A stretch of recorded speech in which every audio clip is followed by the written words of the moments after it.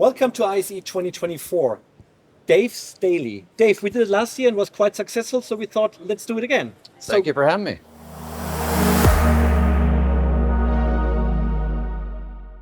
It's a day before the show, so what are the trends 2024? Oh, well, I've already had a bit of a walk around where all the booths are being built, and obviously there's a lot of LED. Finer pitch, tighter, looks better. Even all kinds of companies that I've never seen before. And you look at their product and it looks pretty good. Versus like 5 years ago, you would see these no-name Chinese companies or completely unfamiliar companies, and they're there. They build a big booth, but their product didn't look all that great. But now there's really, really good product from people you don't know. Would you say that kills LCD and OLED? I think it's going to very much distinguish where LCD belongs, and I think it's for QSR and things like that. It's smaller form factor. It's still going to be relevant for digital out of home for some time. But I saw some digital out of home posters that are LED, like 86-inch size, that look pretty darn good, and the resolution is good enough to compete from that standpoint. I don't know about price though. Then OLED, we'll see it. That's still very much a niche product, and I think what LG is doing is interesting, but I don't know how many retailers are going to spend that kind of money that you have to spend for transparent OLED, and when the use case is kind of like elusive. Yeah. One of the big trends is transparency. Yeah. We saw it at CES already, and wherever we go here, you see transparency everywhere. It's a south entrance, which is, I'm not sure if you saw that already. It's very fascinating. There's Max Wave, it looks really, really cool. We have it at Samsung, we have it at many places. So do you see that too, or? I don't know how much it's going to get used in real life in retail. Where I think it's important, and it will be used over time as it gets better and better and the costs come down, and probably reliability and serviceability, like it would be when it's right in building glass. Like if you have glass curtain walls at giant windows for airports and big convention centers and office towers and so on, when you can make that whole surface an active canvas, that's super interesting. And I think what's happening, and you're seeing it more and more, is you're seeing product that can become a design material. And we've been talking about that for a while, but you're really starting to see it now. And one of the stands I really wanted to see, and I had a chance before we turned these lights on, to go see a little company. It's a spin-out from Rowe called Schieker. And they have LED displays. They're just square tiles, like 12 by 12, something like that. But they have veneer overlay on them. And it can look like wood. It can look like floor tiles, all kinds of things. And the LED shines through.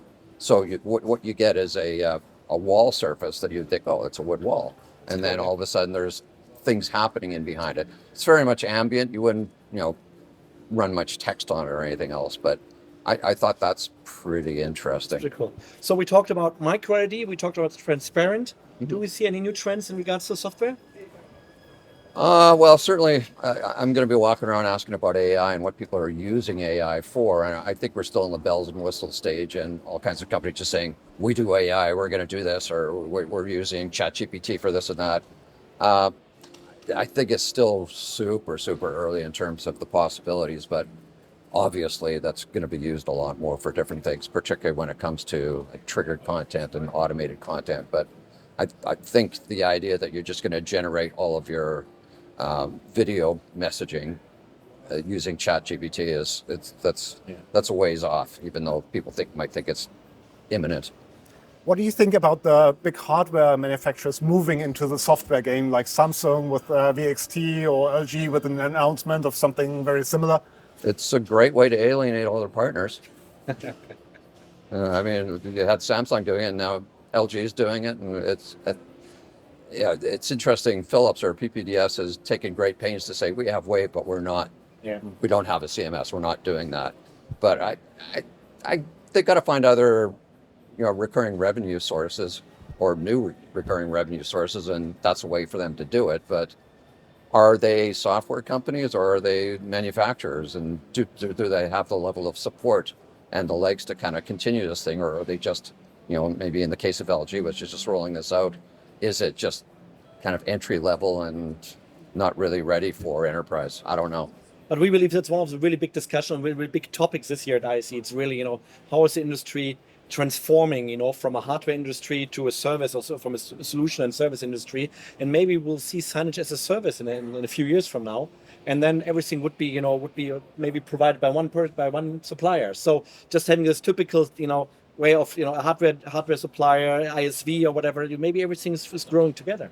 Oh, I think that's been happening for a while. You've had companies who've said we're a turnkey solution. A lot of them aren't really. Yeah. But more and more, like Stratacache is a great example of a company that's very much a vertical company. They've got a whole solution stack from consulting all the way to deployment. They even manufacture displays. Companies that are just pure software companies, I think it's going to be a tough go for them unless they have the other elements to kind of layer onto it, including things like audience measurement. Good. Well, Dave, I think was the first great outlook. We are here at ISE for the next week. We will have a daily Dave. This is on all week? All week, yeah. We will be busy here, and you will be busy here. You read us will read at 69, obviously, at advidis.com, and we're looking forward to give you much more insights here live from probably the largest, the biggest, and the most successful ISE ever. Thank you, and please join us again.